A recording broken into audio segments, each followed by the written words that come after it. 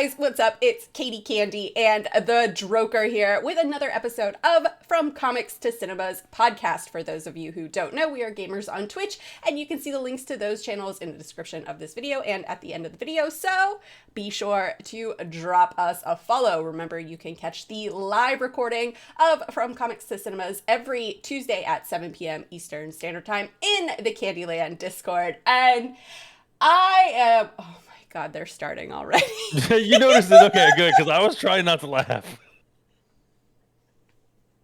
I'm so sorry, guys. I immediately, because we do this recording live, looked at the chat, and...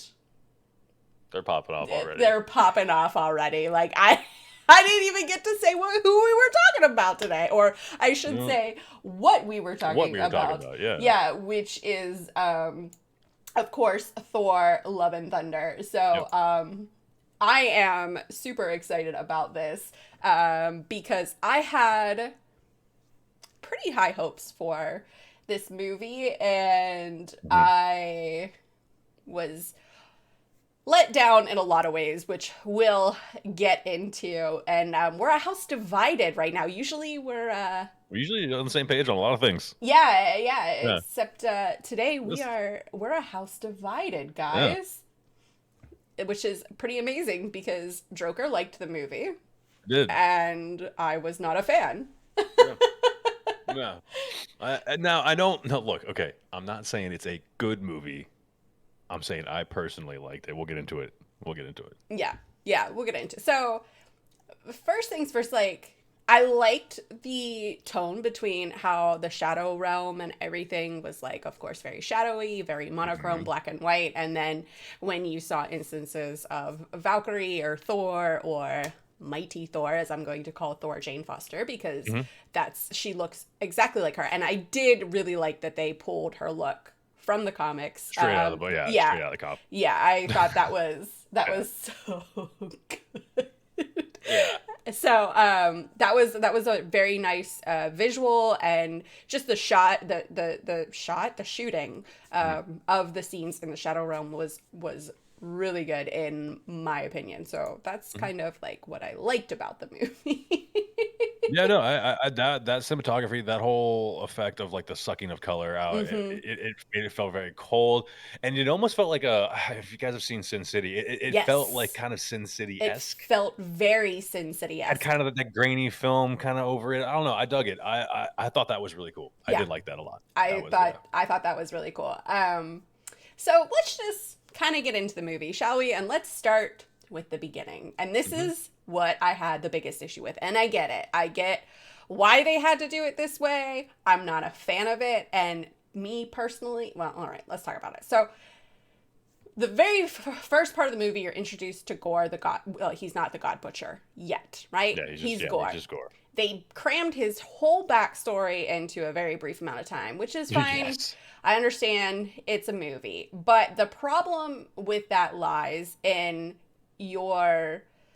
why Gorr is the way that Gorr is. You kind of get a taste of that, but you really don't get it. Like, you don't get to see him reacting to you don't get to see him being outcast by his tribe for burying his, well, in the movie it's his daughter. Yeah. In the comics it's his son. Right. Yeah. So you don't get to see that. You don't get to see him basically like struggling to survive. You kind of see it, but you don't get the sheer struggle that he had.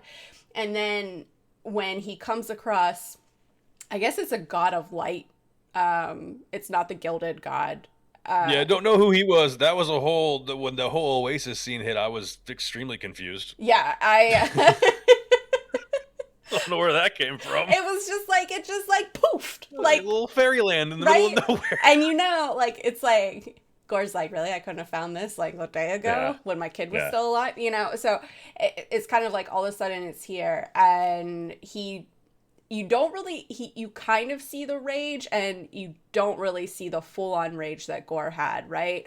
And the god is just kind of like mocking that, like, oh, you prayed to us, so what? Here I am eating my luscious melon in my shade with everything. And then they do call it the Necro Sword, and I understand they couldn't have it be the symbiote because of Sony, which I hate this because I feel like they really had a missed opportunity with it not being the actual all black, right? The first symbiote, the Necrosword, which, by the way, we talked about in the premiere episode of season 2, Gorr the God Butcher. So if you want the full breakdown of Gorr, make sure you go and give that a listen. Check that out. Yeah. So I didn't really care for that. I did like how the sword kind of called to him. It was very much like the antithesis of how Mjolnir calls to Jane Foster, or how Mjolnir calls to Thor, or how the Ebony Blade called to Dane, which we saw at the end of Eternals. So I did kind of like that, but I just really feel like Gorr was a wasted opportunity in this movie, and I feel like using Christian Bale as Gorr was a wasted opportunity in this movie. Yeah, I even in my notes, I was like, the Necrosword introduction was very vague. It was too fast. It was too short. I didn't. So I watched it twice. I didn't like it on the first watch. On the second watch, I was still confused by, again, the forest part and the whole forest fair. I mean, I kind of get it to set the tone of like the area, like it's a god and he's like, luxuriously relaxing with nymphs and whatnot. But like it's kind of out of left field, especially when you read the comics and you listen to the podcast, whatever. Like the planet was desolate and barren, and there was nothing, any resources. Nothing. So that kind of threw me for a loop. In the scope of the movie, I think it made sense. They did what they had to do. Like I said, it sucks that we couldn't get the symbiote. It really sucks we couldn't get the symbiote. In fact, it really pissed me off that I mean, I knew it was coming, but seeing it, I was like, son of a, they did it. They actually. And like talking with B had given me hope. I was like, well, was it Null? And he's like, well, maybe they left it open ended. But as quickly as they panned over him, and they didn't even I was like, nah, that's I don't think they're just gonna walk right over Null. I don't think it's Null.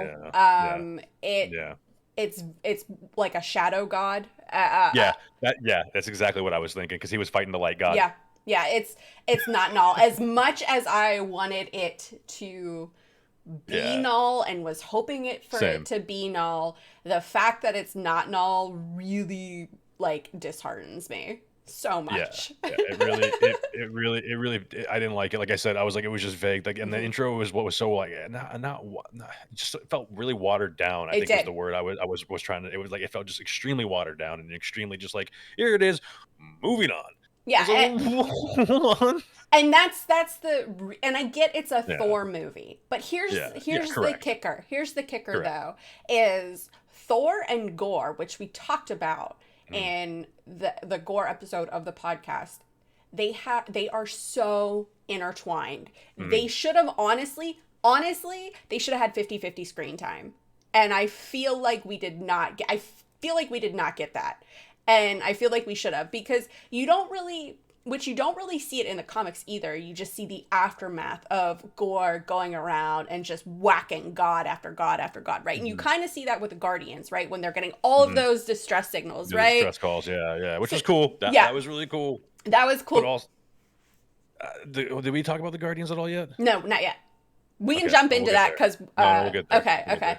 But you kind of get a glimpse of it, but you don't really get a glimpse of it. So you're kind of like, okay, here's this guy who was pretty much on the brink of death, right? Picks up the sword, slays this god, and then all of a sudden you pan to the Guardians of the Galaxy and Thor and the what is that alien race called? I literally couldn't. I don't remember. It's basically the same. I think it's the same race from the planet where Gorr first encountered Thor. Yeah. I think you're right. Which it was a nice kind of nod to the comics, but also like a slap in the face, because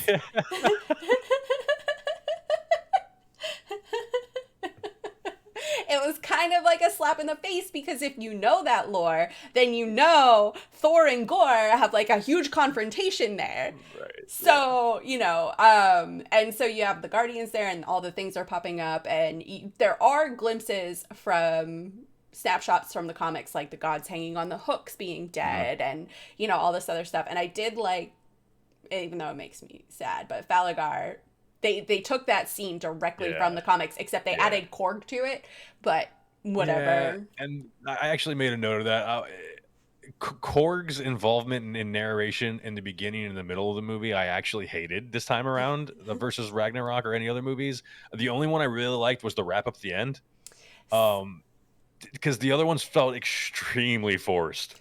Like, you're just going to listen to this director do his character in this movie, whether you like it or not. I didn't mind that, and here's why. I didn't mind it because if you think about it, right, the whole movie, in theory, in premise, should have been about gods and people. And so basically it's when ancient peoples, they told stories about gods in caves or around campfires or whatever in their houses, whatever. They told stories about the gods, about how they did all these amazing feats, right?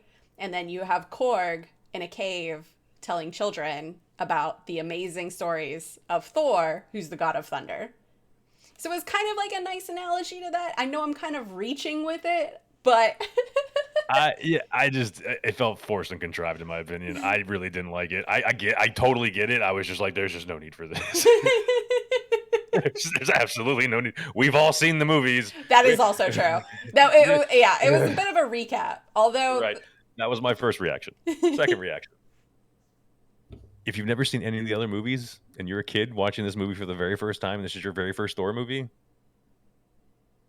his narration's kind of necessary. Yeah, that is true. That is true. Like, it's one of those, like, the second time around, I was watching it from like from a completely new person, like a new kid's perspective kind of thing. And I think that's why I started noticing a lot more things that I liked about it versus like the angry comic book like person in me who was like, oh, no symbiotes under you. And then long 10-20 minute rant, you know? Yeah, that was sure. Me at work. That was me at work. The Witch Broom Stormbreaker, I thought was stupid. I thought that was really bad. When Thor rode away I was like, really, guys? Like, you almost want to do the right? Oh, I thought that was really dumb. Even the second time around, I was like, nope, still didn't land. The second time, didn't feel good. That was really stupid. So I didn't like that. And then the whole losing weight montage. Hello, way too short. Yeah. I wanted a whole like music video with him losing weight, man. Like a Rocky training montage. That's what I want. That's what I was like. We're gonna get like a Rocky training montage, but it's gonna be with Thor. This is gonna be great. And then he was fat. Now he lost weight. Moving on. And then he's meditating, and he's got a man bun, and I was just like, cut it off, cut it off, cut it off. I loved man bun Thor only because I knew you would hate it. Only because I knew you would hate it. It did carry the same vibe over from Ragnarok, though. Like as far as the soundtrack, the movie, like the battle scenes in the movie, I will say that I did enjoy. Kudos on the soundtrack for sure. Yeah, the soundtrack was good. Okay, so Guardians. So the Guardians. I didn't like these Guardians. No, I didn't like these Guardians. I thought Chris Pratt's and Chris Hemsworth's screen time there at the end when they're saying like their goodbyes or whatever, I thought that was really good. Oh yeah, because I thought that was the only part that was really good between them, though. Chris Pratt's, because Star Lord's basically like, what is happening? What's going on? He's like, what? He's like, can we not just do a normal handshake? What is happening here? Like when you look at the people you love, and Thor's just like. Like it was funny. That part was funny, but like the rest of the interaction with and Mantis and my other favorite Guardians interaction was Mantis and Nebula about to kill the goats. Oh yeah. They were about to murder those guys. All right, can we talk about the goats? Listen, you know, I was so excited about the goats, and I was like, get the goats out. Get them out. I am so sick of hearing goats screaming. That was so 2012. Like, get out of here with this. Like, it was so, that the screaming goats on the ship were so cringe to me. Like, I was just like, I can't. Like. Yeah. I just agree. This part I agree on. The goats were just completely just comic relief, but like overused comic relief. Oh, so overused. It was, and yeah. I'm gonna jump ahead for a minute because since we're talking about the goats, when they make the goats pull the boat, which by the way, is a name of a Norse god who likes to party and everything, which I thought was kind of cool. And he's like basically kind of like Poseidon, but he likes to party too. So I thought that was kind of cool. They named the boat after him, and it was a party boat. But when they fly it into the planet, like, and they Rick and Morty right into the planet, I was just like, what? Like, cartoon? Yes. Right? Live action film? No. They went there. Like, they went there. They 100% went that. I think at that point in time, I think I actually let out a groan. Yeah, I think the last thing in the intro that really like rubbed me the wrong way and I thought was super, super cheesy was the Van Damme kick with Thor, where he was like holding the 2 scooters away with the split kick. Yes. I was like, why is this necessary? Why is this necessary? Is this a Jean-Claude Van Damme movie? No. Yeah. I didn't like it when he did it in the movies. I didn't like it when he did it in the commercial. I didn't like it when Thor did it in the movie. That was actually really dumb. You're the god of thunder with Stormbreaker. Stop it. He's just like, yeah, right? Yeah, stop it. Act like the god of thunder. Like, what? You're not Jean-Claude Van Damme. Stop that. You're not a kung fu master. You're an Asgardian. Act like an Asgardian. Yeah, that was really kind of infuriating. Yeah. The intro overall was, I wrote super cheese, definitely for kids. It has a super kiddie vibe. Like, if you're a kid, this is a kid's movie. Like, it 100% I'm just gonna flat out call it. It's a kid's movie. It's not for us. It is 100% not for us. And that's the thing. That's the thing that irritated me so much is if you're gonna use a villain like Gorr the God Butcher, don't put him in a kid's movie. Yeah. Don't have that lighthearted tone. If you're going to use a villain like Gorr the God Butcher, you do not have a lighthearted movie. Sure, you might throw in a joke here and there, but it needs to have the same tone as something like Infinity War or Endgame. You know what I mean? Like, it shouldn't have this like jokey, plucky comic relief entire movie. Like, it should be bare bones, nitty gritty. Like, it should feel tone-wise like a DC movie. Yeah, and it wasn't. It was not. It was very much a Marvel campy. It was, and I wrote this at the end, and like again, at the first watch, Katie and I, second watch, I had my medication. Like, second watch, I was very, very happy for the whole time I watched that movie. I thought it was funny, but again, I was coming from I was looking at it from like a kid mindset or like a new person mindset who had no idea what was going on, who just wanted to enjoy a movie. And that's exactly it. My coworker saw it. And he was like, did you see Love and Thunder? And I was like, yeah. And he goes, what'd you think? And I was like, mm-mm. And he's like, really? I liked it. Yeah. And he goes, but I know nothing of these characters. That second part. Yep. I know nothing about these stories, like none of that. So, he's like, I thought it was a fun movie. And I'm like, yeah, if you don't know how these characters should be, and I get things can get changed in the comic or in the MCU versus the comics, and I'm fine with that. This was a lot, though. But this was too much. This was a lot. And this was I agree. Over the line. Like, because you don't really see Gorr becoming Gorr. You don't understand why he's doing the things that he's doing. And that's what really irked me. Yeah. I mean, the Necro Sword set, that's I was that was my main issue with angry. I thought it looked terrible. I was like, what is this? I was like, they were better off like mimicking one of Hela's blades or something, because the Necro Sword is badass, and there was nothing badass about that sword. Now, it could be that it's kind of along the same lines as the Ebony Blade, kind of one of those type deals. Now, Merlin did forge the Ebony. Got it. There we go. Boom. The Ebony Blade out of like space material, space rock, and magic, right? So it could be similar to the Ebony Blade. It could be similar to Excalibur. Those are all real swords in the Marvel universe, by the way, kiddos. So in the movie, maybe they're doing it something along those lines. I don't know. But all I know is I was really not happy with the Necro Sword. And the fact that they called it, that's what irritated me. That's what irritated me the most, is that They called it the Necro Sword. Homie, that was not the Necro Sword. I don't know what that blade was, but how are you going to call that the Necro Sword when it's no. I hit a blood vessel the first time watching it when Thor recognized the Necro Sword but didn't recognize Gorr.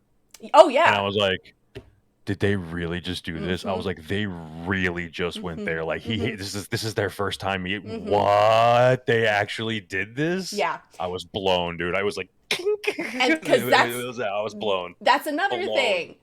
Gorr fought Thor when Thor was young. He was young Thor before he had the hammer. And I thought for sure. So when they were doing the little Thor, right? Yes. And I was like, oh, here we go. Yeah. Hello? I thought the same thing. And then I was like, they're gonna do it. No, they didn't. No, they just glossed right over that, and I'm just like, bruh. Also, I liked Thor with the fur and like the blackness versus Thor with like the red, blue, and gold armor.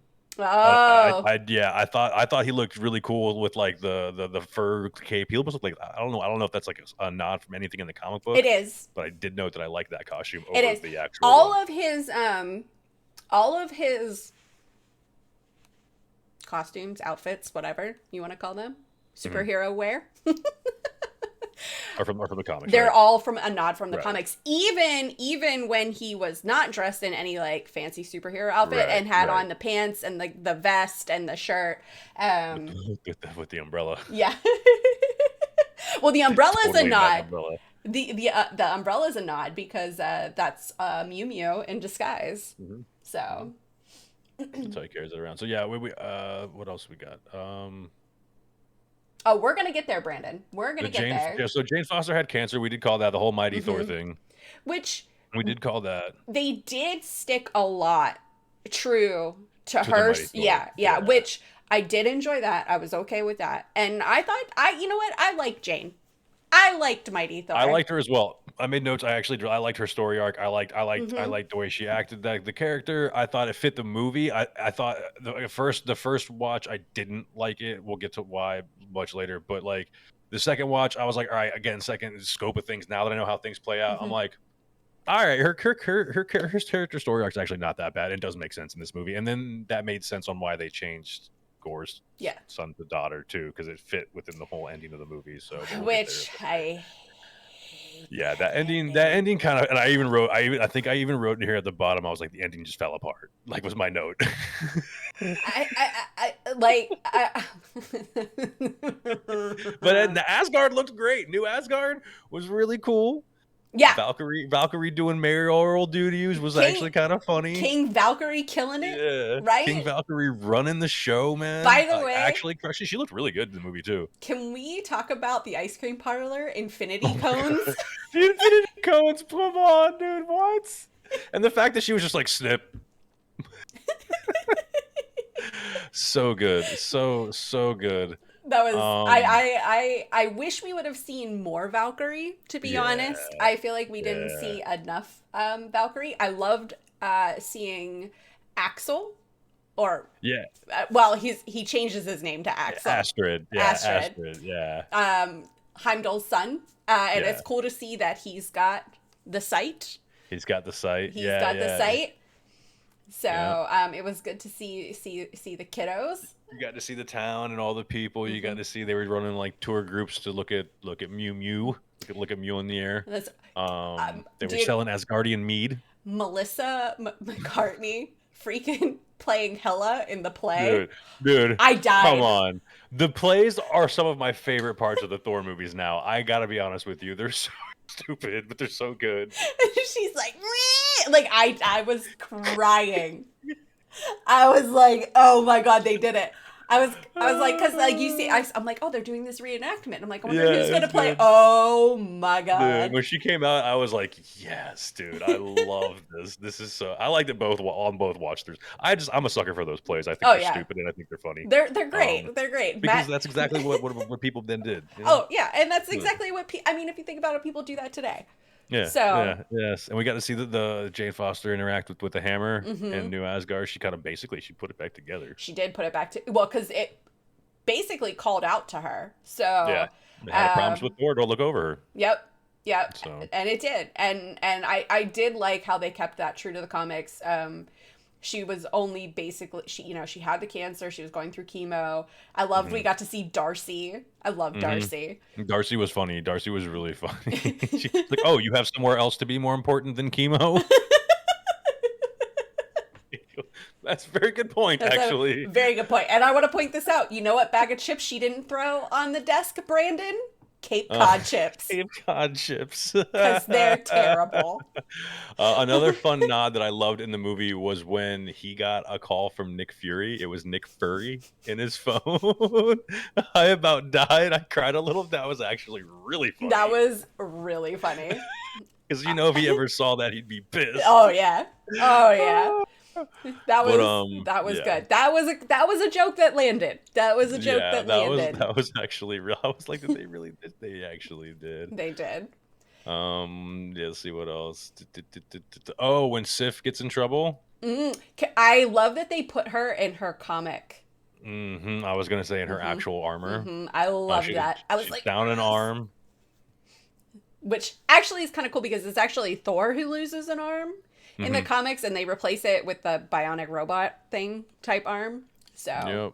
Yeah, she was like, that was another joke that I was like, all right, that one's actually kind of funny. She's like, well, let me die. He's like, well, you actually have to die in the battle. You survived, so you can't go to Valhalla. And she's like, oh. He's like, maybe your arm's in Valhalla. I was like, come on, dude, that's so cheesy. That was cheesy. The whole movie was full of cheese, like Adam West level cheese. Like it really was. And if you weren't ready for that, you were not going to like it. Yeah, 100%. Like I said, the first time around, I hated it. But the second time around, I was ready for it. So, but it was nice to see Valkyrie running things as King Valk for sure. It really was. And like we said, Axel, but Astrid with the sight, which was nice to see that he had the eyes and he actually had the, what is it called? Astral sight? Or something like that. I thought it was just called The Sight. A sight beyond sight. Also, Shadow Realm, hello, Yu-Gi-Oh! You couldn't come on. I'm pretty sure that maybe Marvel's Shadow Realm came out first, but every time they said Shadow Realm, I was like, do. Couldn't help it. I couldn't help it.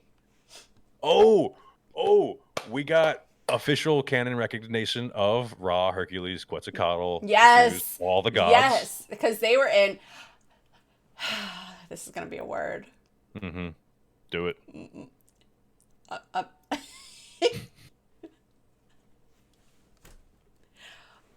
Omnipotent. Yes. Omnipotent city. Yes, omnipotent. Yes, now I'm gonna fuck it up. Omnipotent City, which was kind of glossed over. I wish they would have just maybe done like a bigger wide shot so I could see what the city looked like. Because as somebody who doesn't read Marvel, I have no idea what that city was or even that it existed. So I would have liked to see more. Perfect. Like from the comics, like it looked really good. The visual effects crew did a really great job in recreating that from the comics. Okay, cool. Because I did like that, and I was like, "Oh man!" When they mentioned everybody, it was And I said the axe and the hammer whole interaction, like acting like the ex-girlfriend, kind of was a bit too much. That was too much. Like Stormbreaker being like, like bruh. I would have liked more of a metaphorical representation of that, but a literal one works as well, I guess. Yeah, I was like, that's too much. Like, come on now. Yeah, Stormbreaker had the first beer, which I thought was also funny, but also kind of like, yeah, that was you're wasting beer. 100%. The speaker Valkyrie pulled out was stupid. When they're like pulling out gear, and she's like, "What's that? A grenade?" And she's like, "No, a speaker." And they hit them. Yeah, that was dumb. Yeah, that was dumb. That was one of the jokes that was one of the jokes that made me think of B. I was like, oh yeah, that did not land at all. That should have been edited out. That did not need to be in there. 100%. That one did not need to be in there. Like I was just like, I was probably the worst person to sit beside in the theater because there was like, okay, in the City of the Gods, because I'm not even gonna try to say it again. When first off, the flick, listen, I like to look at Chris Hemsworth, okay? But that was like, that, I felt like that was unnecessary. Like, I didn't mind, like, I was like, I don't hate this because I don't mind looking at Chris Hemsworth, but you flick too hard. Like, bruh. Yeah. Yeah, they definitely tried to force the Ragnarok formula. I feel like the jokes landed better in Ragnarok just because it was Hulk and Thor. Yes. And they're both just kind of like a smash mentality. But when you intertwine this like love thing going on between Jane Foster and Thor, it was too much. It's like an awkward joking. And it feels really weird, and it makes you feel like you shouldn't be watching it. Like they should just be off on their own. Like you just is not like for your eyes kind of thing. You feel like a third wheel. Yeah, you feel like Valak when she's drinking with Korg's face in the boat. Hey, we talk about Korg's face. I was like, wait a minute. So in Thor: The Dark World, when Thor destroyed the same race that Korg is, did he not destroy the face? Or did he destroy the face? Because if he didn't destroy the face, then the thing's still alive. Yeah, they like, again, if you guys were not ready for the campiness of this movie, you were not going to be happy. And I totally understand that. I absolutely unequivocally get it. I really do, because it is extremely campy. It's a kids it's damn near a kids movie. It really, like, he's talking about the orgies and everything, but like, again, aside from the orgies, but like it felt like a kid's movie. Which, by the way, though, like the orgies, them talking about the orgies and stuff, that's historically accurate. Yeah. Zeus was all about changing into whatever he wanted to get his groove thing on, okay? So like I can't fault them for that, because at least they got something right.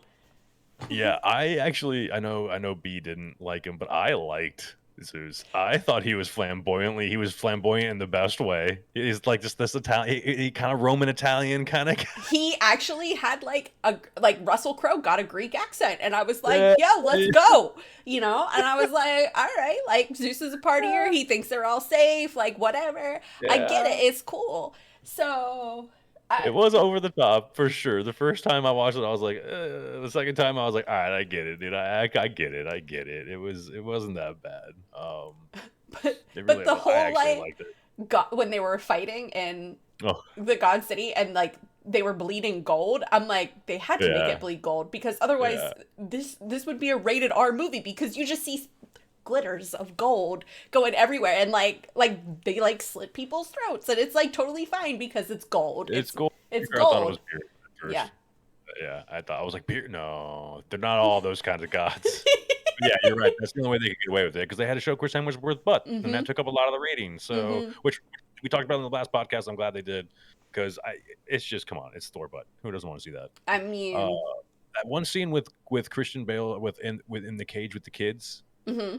Really creepy scene. I thought he did a good job in that particular scene. He did, but I didn't understand. Like, I was like, why did he take the kids? Like, that's not, he doesn't need to do that. Oh God, yes. I actually start taking kids. WTF? Like, what was that? That is such a classic cheesy villain thing to do. Like, we're gonna take the kids and run. I literally, in the movie theater, like there's this kid sitting next to me. He's probably like a teenager, and he's like all up like this, right? And when he did that, I went, like, not when the kid did that, but when Gorr took the kid out, I literally said, what the actual, and like, I was like, what is this? Yeah, that made no sense to me. That made literal, because he's after gods. I don't. Oh, I was so infuriated at that point in time. Yeah. I definitely wrote a WTF on that one, because it didn't make any sense. It was all of a sudden, well, I'm taking the kids and I'm out of here. You're like, huh? No, huh? Are they gods? Are you Gorr the Kid Butcher? Is there something I'm missing? Like, are you Anakin Skywalker? Hello? And then when Thor's like, we're not going to eat the kids, I'm like, hold up, time out. Did they Asgardians used to eat kids? What? Yeah, that was good. Can we talk? Wait, I would have mentioned too, when they're all like at New Asgard town hall, right? And they're talking, and the one lady's like, half our army's always dead. And I was like, oh, that's actually kind of true. Half our army's dead. Half our army's always dead. Yeah, that sent me over. That whole scene where he tries to talk to everybody. Just kill. His little speeches were so bad. They were so terrible. They were so bad. They were so bad. They were so just they were good. They were so bad they were good. I don't know. Like you have to watch that movie either drunk or medicated because that's the only way you're gonna enjoy them destroying the Necrosword and Gorr the God Butcher. That's pretty much what they did. Like, they did. Do I think Christian Bale did a good job overall? I think we'll get there anyway. I guess so. The God of Dumplings. God of Dumplings was lol. I actually did enjoy that, but that's because I knew it was a real thing. But I also it was a little cheesy. Again, the cheese was all over the place. It was in this movie. all over the place. I did like seeing all the different gods. I thought that was very cool. The goddess that's sitting in front of them, in front of Valkyrie and Jane. Okay. I'm pretty sure that's the Black Panther god or goddess. Oh. Okay. I'm pretty sure that's who that is. So that is actually kind of really cool. If it is, right? So we're going to talk about that in Nemus. We'll get there. I just wanted to know where Khonshu was. Why wasn't he partying? I was gonna say we got Ra, so bust off the rest of the pantheon. Why don't you? But was that so when they left that god, the omnipotent city? When they left after they murked Zeus basically with his own weapon, they stole the bolt. Which they could have. Was done that Celestials peeking in through the window when they were flying out? Yes, it was. Okay. That's what I thought. I just wanted to make sure because I'm not a whole sure on the Celestial. Okay, that's what I thought. So they just hanging out, didn't do anything. Understood. Cool. Yeah. Understood. You know what they do. Understood. Well, and one was actually the one with like the 6 eyes. Yeah. That's the one that plants the life and death seeds. Okay. They kept showing him. You see him over and over. Well, that one I shouldn't say him. You see that Celestial over and over and over and over again. The whole fight scene was really cool. The whole him trying to like talk to Zeus first and then realizing that wasn't going to work because he was like he's never going to get to eternity, which was his first mention of eternity, which was kind of cool. So we got that actually canonized and actually got to see it later on. Yeah, which is really kind of cool because that I didn't mind that so much because that opens the door to a lot of different things. Yeah, correct. And so on the same spacey questions kind of thing, space dolphins, is that a real thing or was that like just an MCU Hollywood thing? Space dolphins, space sharks. Thor has actually fought space sharks. Okay. So that's actually a real thing. Kind of dope. kind of dope. A little cheesy, but kind of dope. It was cheesy. They were like sharing a moment on the ship and it was like, oh, space dolphins. But whatever. I was just wondering if that was a real thing or not. I would have much preferred space sharks, but... I prefer sharks over dolphins, so whatever. But no, there's the comic panel where he fights the space sharks is actually really cool. Yeah, I'm probably gonna have to see that. Yeah, and I noted the landing on the moon or the planet. I said LOL next to it because it was just so hysterically awful. I was just like, they literally pulled that out of Rick and Morty. Yeah, it definitely felt like a cartoon for sure. Yeah. That whole fight scene on the moon actually was pretty crazy. It was. What was really cool there is because they're fighting on a place with like a bunch of shadows, right? So you don't know what are real shadows and what are fake shadows because there's like a light moving around. So it's like, what are the real shadows? What are the fake shadows? How do you know if you're fighting the real versus the fake shadows? So really well shot. I will say that. It was. Oh man, Valkyrie getting stabbed. Whew. Val got stabbed. That hurt. That one hurt. She's like a hella good warrior. No pun intended. She's like really, really, really skilled. So like for her to get stabbed, that shows you the skill level that this Gorr. I'm not gonna say because he's not the real Gorr. This Gorr has. What was with the Space Viking kids scene? The Space Viking kids scene. Where he empowers all the kids. I'm not totally sure. Is that a thing in the comics? I don't think so. I think that's him taking a page out of Odin, since Odin's often Valhalla, right? So, even though Odin didn't really die in battle, so I don't know how he's in Valhalla, but yeah, it's interesting because I was like, I appreciate, again, if I was a kid watching this movie, I'd be like, oh heck yeah, dude, like people my age are kicking butt with like Thor powers. That's another missed opportunity for them, because in the comics it takes past, present, and future Thor's granddaughters, the goddesses of thunder. The goddesses, yeah. And like they could have easily have done that, and instead they empowered all the kids of Asgard, which was kind of cool because there were a bunch of different races, alien races in Asgard too. So like there was a little Lycan kid, and that got me really excited. Yeah. I did see that. I did notice that. Yeah, I did see. He's like, I'm just anyway.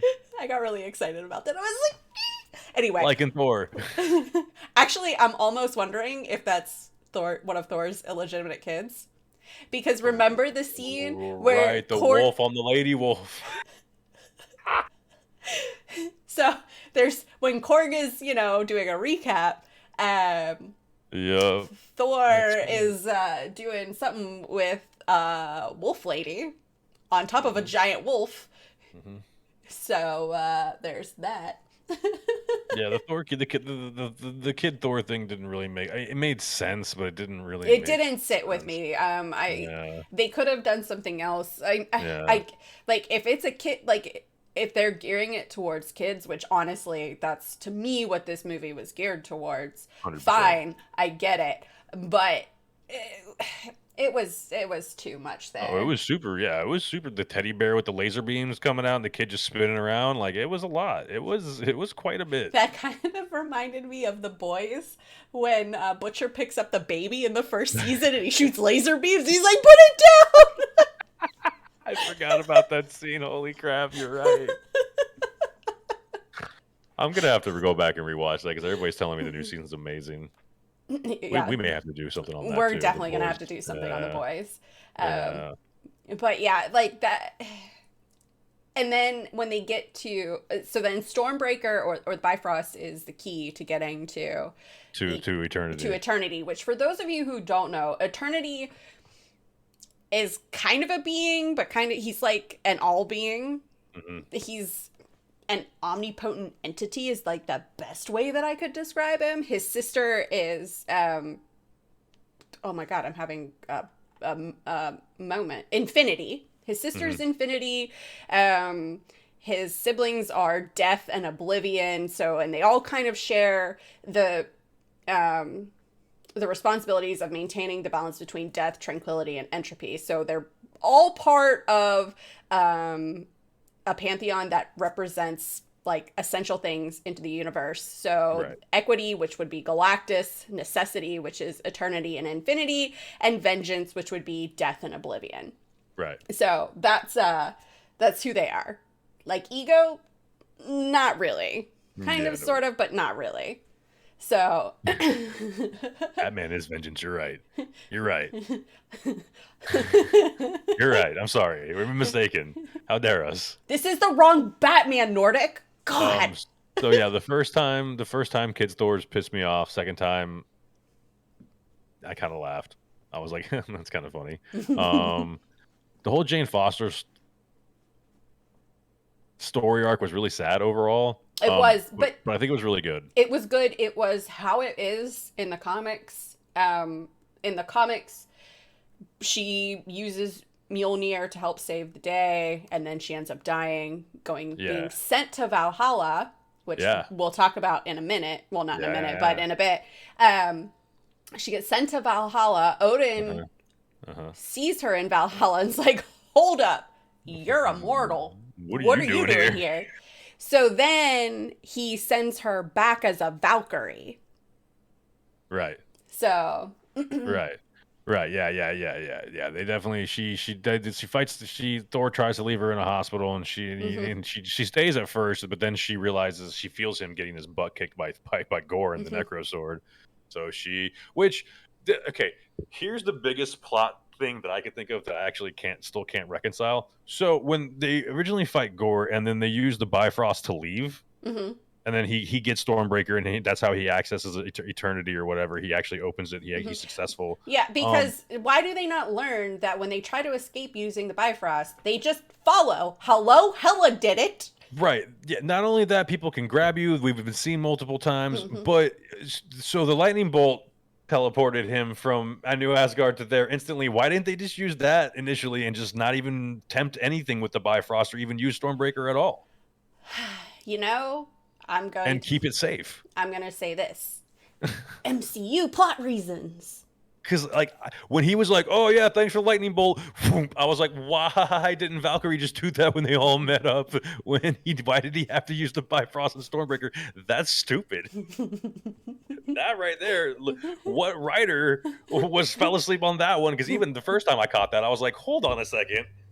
If that could teleport, then they didn't." And on top of that, they didn't even have to ride on the ship from the omnipotent city to wherever they were going. They could have just teleported from there, bypassed that whole situation. I can to explain stuff away with jazz hands. See, plot reasons. I'm convinced. Plot reasons it is. See? But yeah, that definitely hit a nerve with me, and I was like, "Come on, guys! Like that's blatant as hell." Mm-hmm. Again, if you were a kid, you were not going to catch that. No. So I guess it's the kids' movie. I don't know. But it was Jane Foster that we finally are here. Mm-hmm. It was Jane Foster that ultimately destroyed the Necrosword. Yes. It was not Thor. It was actually Mjolnir. It was actually Mjolnir. So Jane is able to, because she put Mjolnir back together, or Mjolnir reformed, she's also able to make him break apart. And freeform, which was really cool, especially when they were fighting the Berserkers. Yeah, we got to see the construct, which was cool. Yeah. So that was really cool. Even though I'm not sure how they have rights to those, because aren't they kind of symbiote? No, they're more shadowy. That's right, they're more shadowy. You're right. Yeah, those are the shadowy ones. Yeah, you're right. Yeah, that's what I'm saying. We didn't get any symbiotes, no. And that sucks. Yeah, flat out. So now we're at the final fight scene, right? Yeah. So they're in eternity. So now Gorr is about to make his wish for all gods to die, right? Because that's what he wants. And then he sees Thor and Jane is dying. And, he's telling them Thor's telling Gorr to choose love, that he can have his daughter back. And he's like, I'm dying. And so then he wishes, and his daughter comes back, and he dies, and Jane dies, and Thor goes off to raise Gorr's daughter, who is known as Love. Hence the title, Love and Thunder. Yeah. I didn't know any of that about that. So the Kumbaya, I even wrote it said Kumbaya ending was super cringe. It was. And I don't know if they have something going on here, whether that is some of eternity in her, or if that is actually Love, who is there is a Marvel character, Love. She's not really a her, she's not a him, she's kind of just like love. She's basically the physical manifestation of the power of love. But she can also she has like super like loving powers where she can make people feel like super joyful and kind of like what's the word I'm looking for? Like happy and all that stuff. But then she can also have them feel terrible, like loathing and despair and just like depressed. No, like a supercharged Mantis. Yeah. Mantis is more like a compass. She can actually affect. Yeah, she can actually manipulate. Yeah. Emotions on like the emotional spectrum. That's the word I was looking for. The emotion. She can manipulate the emotional spectrum when it pertains to especially love and feelings of void of love. Yes. Which I had to look up today because I was like, wait, hold on, is Love a real character or is that just a cheesy title? She is. It was both. And she actually has ties to Enchantress, who is an Asgardian. So there's that. And no, it is not comic accurate that Thor takes care of Gorr's daughter. Gorr's daughter didn't survive in the comics. She died with the mother. She died, yeah. So Gorr had 3 living kids and 1 was in the womb. So the two and 1 in the womb died with the mom, and then he carried Agar. And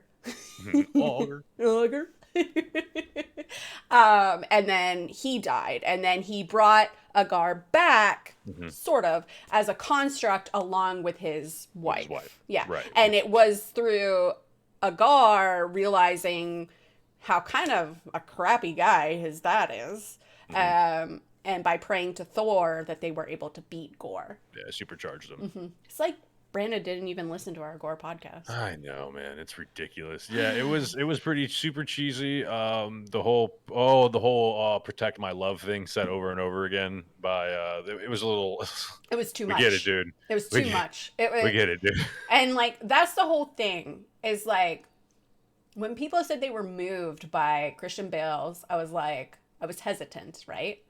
And this is why. Because you shouldn't you understand why Gorr does the things that Gorr does, but you really don't want to have sympathy for him, right? Like you understand why he does what he does, but you're kind of like, dude, you're kind of just going on a murder spree here, right? Yeah, I didn't feel sympathy by at any point, to be honest with you. That wasn't what I felt. Do I feel he played a good villain? Yeah. Do I feel I was moved? No. Do I feel like he was wasted? Yes. Yeah. Do I feel like he would have made a good comic book Gorr the God Butcher? Absolutely. Oh yeah. This version, I do feel like it was wasted on an actor like Christian Bale. I agree. I agree. If you're going to get somebody like him, you need to stick true. Yeah, and this is my main problem with this movie is they picked a villain that didn't fit the tone. And the tone of the movie is everything. There are so many different Thor villains that they could have chosen. And they went with Gorr. And I feel like that was a huge misstep. I agree. I completely agree. I completely agree. But with what we've got, and if you like, again, if this was like a first movie that I was going to show to like my nephew or like one of my sisters, like future kids, because I'm not going to have any kids, it would be this one. It would probably be this one, Ragnarok. They're just fun movies. The tone is overall really light. Are they like the best comic book movies? No, by not any means. I would even say Ragnarok is the same. It has some of the same issues, but I did enjoy it a lot more than this one. Yeah, this one I had to really like. I mean, let's face it. I had to put myself in the right mindset to enjoy this movie. I did not drink enough beers. Have to do that. I did not drink enough beers apparently to watch this movie. Yeah, I should not have to alter my state of mind to enjoy a movie. I should just be able to just enjoy it as it is. And like there was a point in time where people in the theater were clapping and cheering, and I literally said, "Why are you clapping?" Yeah. So I get it from a new fan's perspective. It's a decent movie. I'm not saying it's like great or anything, but like I get it. But yeah, from a comic book perspective, it was a complete train wreck. It was complete train wreck. The only thing that was true to the comics was Jane Foster, the Mighty Thor stuff, and Thor's outfits. Yeah, the swag. It was rough. It was a rough watch the first time. I did like that Korg's husband, boyfriend, whatever, is called Dwayne, and he's made of rock. Yeah, and then the whole ending, the whole introduction of big old muscle man. Yes. So I'm kind of excited about this because Thor and Hercules, they go back. They go back a lot. And they go back and forth a lot. But they're never truly foes, right? Right. So it's like friendly competition kind of thing. It's friendly competition kind of thing. So if they do another Thor movie, which I think they are.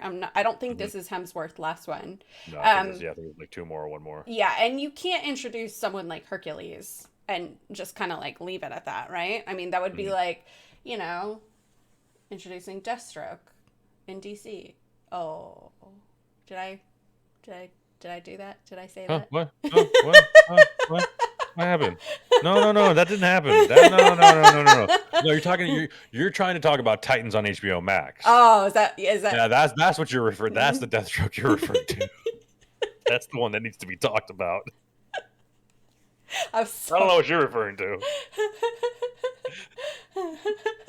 Oh man. So yeah, it was cool to see Hercules. Honestly, I think what's going to happen if they do another Thor movie with Hercules, which I would love to see, because who doesn't want to see, like, Thor's kind of grown up now. He's realizing like he has to be more than kind of like a frat boy, because that's kind of what Thor was. If you think about it in these movies, he was kind of a frat boy. So, no offense, frat boys. So, you know, it's going to be interesting to see the interaction between the two of them. And then potentially Zeus is going to get all PO'd that Hercules isn't going to, you know, whack Thor, and he's going to send in Ares. Oh, okay. I can see that. Because then you could have war and love. Oh, look at that. The next movie's already ready. I want to see the romance between Hercules and Wolverine. I want to see that on screen, and I want to see it irritate so many people who know nothing about the comics and just raise hell about Wolverine and Hercules together. And I would be like, pick up a comic book, loser. There's something that happens when you live for a really long time in comic books. You lose any kind of bearing of sexuality. Look at Constantine, for God's sakes. That is very true. Look at Zeus. Look at Zeus. Look at Hercules. Look at Thor. Look at Thor. Look at Deadpool. Accurate. I mean, it's just, that's Thanos. Just, what it Thanos is. Literally went after Lady Death, and that in the comics, by the way, guys, for those of you who don't know, is the whole reason for him wanting the Infinity Stones, is to impress Lady Death, who is the god of death, not like Hela god of death, but the like actual god of death. Yeah. He did it for love. He did it for love. there. Look, we could add love and love and gauntlet. Yeah, the whole overtone of the movie was super cheese, and if you weren't expecting it, I could understand completely why people are getting very upset with it. I can't wrong people for getting upset with it at all. I really can't, because I get it, man. I get it, but like, again, I keep talking to people, like you said, your coworker. I keep talking to people who like don't know anything about comic books, and they've seen it, and they're like, "Yeah, it was a great movie." I'm like, what am I missing, man? Let me go back. Were they drunk? Do I need to be drunk? Hold on. Maybe that's what I need to do. Maybe that's. Go to see the Bistro, though. Yeah. Shout out to them. You know, want to throw some money our way. But yeah, overall, again, like, I'm not saying it's like a great movie, but will I watch it again? Probably. Will I watch it in the background? Yeah, most likely. You know, is it canonically correct? No, not at all. Did they butcher a fantastic villain and waste an actor? 100%. 100% they did. 100%. I agree with you with that. You could have gotten somebody else to be Gorr. This Gorr. You could have gotten somebody else to be this Gorr. Like they should have never new and up and upcoming even had Gorr in this movie. I stand by that. I 100% stand by that. Too late now. It is. It is way too late now. Too late now. We got it. There it is. Welcome to every DC fan's nightmare. That's what they're going with. Really? Shit. This is, mind you, now I am riding off the coattails of Morbius and Multiverse of Madness. I'm telling you, there's a tone shift in MCU. I felt like I don't want to piss anybody off or maybe sour some sodas or whatever, but like I feel like you can feel Feige is backed off. It almost does seem. Well, he handed over the reins to Fantastic Four. Like he's kind of completely, yeah. So, but I feel like because a lot of there's because the first phase was mostly comic book accurate. Mostly there was alterations here and there, but I feel like the alterations in Phase 4 are just getting way out of hand. And they're just going for it, man. And it's like what you said. They're basically, they can use the term like multiverse reasons, or this is the direction that we're going. And we've said it time and time again on this podcast. And when you drastically change a character like Gorr, you can see you suffer for it. And honestly, like, to take such a good villain that is Gorr and to make it whatever this was. Butcher him? Well played, sir. Well played. It's very much a tough pill to swallow for me. Yeah, it is, and I can totally see it. It makes me think: do I really want to see this next movie in theaters, or do I want to get a hand cam version? Yeah, you know, like. I get you. I get you 100%. I definitely. I don't think I'd go see another DC movie in theaters, and I think it would take a really solid. I hate to say this because I don't condone pirating or anything like that, but like, it would take me seeing like a hand cam version of a decent DC movie to be like, all right, I'll give the next one in theaters a shot. Because at this point, I just don't care.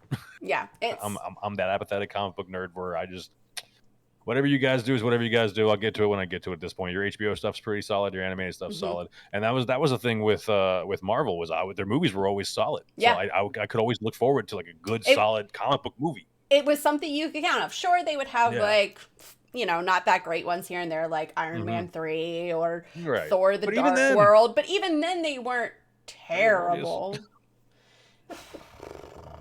Venom. Yeah. Venom 2. Yeah. Tentacle flash drive. Get out of here. Hey, at least it was still better, and I still stand by this. Then was it Spider-Man 3 when we got that Venom with the whole poles and where he was smacking the poles and the sound? What Venom? That Venom. Sorry. Yeah. Sorry, that was a dream. That was a fever dream. That was a fever dream. Sorry. Still better than that one. Hey, at least we're progressively getting better Venoms, and I really wish we would have gotten a symbiote. And I really wish we would. I really wish. I wish like Sony and said the word. Just say the word. Sony and Marvel could just say the word. Just like, be like, hey, yeah, you can have rights to this. It's cool because we know what you can do with it. And I think that also would have made it better, but they couldn't do that. So they made this lame-ass sword, and they called it the Necro Sword, and you gave it to this lame-ass villain who was supposed to be Gorr the God Butcher, and he was like Gorr the Flower Picker or something. I don't even know. Like... Damn hippies. yeah, exactly. Gorr the Kidnapper. Yeah, dude, he was a Scooby-Doo villain, bro. He really was. Oh my god, he was. Hey, Scooby-Doo Gorr. Son of a... He would have gotten away with it, too, if it wasn't for those meddling Thors. And his goats. They did, dude. They absolutely did. Oh no. I hate it here. It's yeah, I could totally see it from both sides, but had I not watched it a second time, I wouldn't be like, yeah, it's not that bad. Maybe that because I felt the same way about Rags. I didn't like Rags at first, but the more I watched it, the more I was like, yeah, this movie's actually really good. Yeah. So maybe that'll happen. I doubt it. It does open up a lot of possibilities, right? We saw statues of Lady Death. We saw a statue of the Watcher. We saw a statue of the Living Tribunal. So, and with the Adam Warlock movie coming out, or not coming out, but Adam Warlock being cast, it opens up a lot. So yeah, it does. And like you said, the whole thing about with Jane Foster going to Valhalla now and everything. So it does. Again, this movie had to happen. Did it have to happen this way? No. But here we are. Here we are. Honestly, like the end credit scenes were better than the movie. I was super excited. I liked his Zeus. I thought he was a very flamboyant, cocky, arrogant. He was Zeus, in my opinion. Yeah. He was a good Zeus. Now, did I like him better in other things that he's done recently? Yes. Absolutely. But he's just salty, dude. Yeah. I mean, like, I was salty about this movie, but it did have some good parts. Now, what would I rate it? I would rate it maybe like a solid 6 out of 10. Yeah, I wouldn't go. Yeah, I would say 6, 7. I wouldn't go higher than that. I wouldn't. No way it goes higher than that for sure. That's exactly how I feel about it. It's just the tone. The tone was extremely light. Again, it's if you want to watch it with a kid, maybe just mute the orgy part. But other than that, it's a pretty fun movie. Besides, because it's got a good soundtrack for some of the fight scenes that are I like did like the super soundtrack. cheesy. So like, it kind of works. Yeah, I caught myself even like doing this a couple times. I was like, yeah, no, stop that. Take notes. So yeah. Yeah, it's hard not to like the soundtrack to the movie. The showing off the lightning bolt part I actually liked because it was so bad because he was like a drunken god who hasn't fought in 100,000 years and he's gotten really cushy in his position. And that's the thing, and it's funny because Zeus in his speech, talks about basically like superheroes being prayed to now as the new gods. Yeah. He's like, we're going to make them fear us or remember us or whatever words he chose there. Yeah. And so he might end up, what actually might actually happen is he might end up not only sending Hercules after Thor, but after some of the other. Do we get God Wars? Do we get more MCU God Wars? Is that going to be a thing? The gods versus the Avengers? That would actually be pretty dope. I would actually like to see that. Especially Ares. I would love to see Ares. And I think that's what's going to happen is like Hercules is going to realize that we don't need to do this. Like, we can coexist, and then Ares is going to come down, and then Hercules is going to get a little romantic with Wolverine, and that's how Wolverine's going to be introduced into the MCU. That's Hercules' boyfriend. Boom. I can't wait. I can't wait, but yeah. That's it. That's all I got. That's all I got for it. I hope you guys enjoy this podcast. Hopefully, if you watch the movie before you listen to this, we would love to hear what you guys think. So be sure to let us know in the Discord, in the comments, whatever. If you haven't seen the movie, well, you kind of... Sorry, not sorry. But anyways, guys, thank you guys so much for watching. As always, you can catch the live recording of From Comics to Cinemas every Tuesday night at 7 p.m. Eastern Standard Time in the Candyland Discord. And you can always catch the upload of that week's on Friday at 10 a.m. Eastern Standard Time on Apple Podcasts, Anchor, Spotify, and YouTube. And you can catch us live streaming sporadically throughout the week on Twitch. So thank you guys so much for hanging out, and we'll see you guys next week. Bye!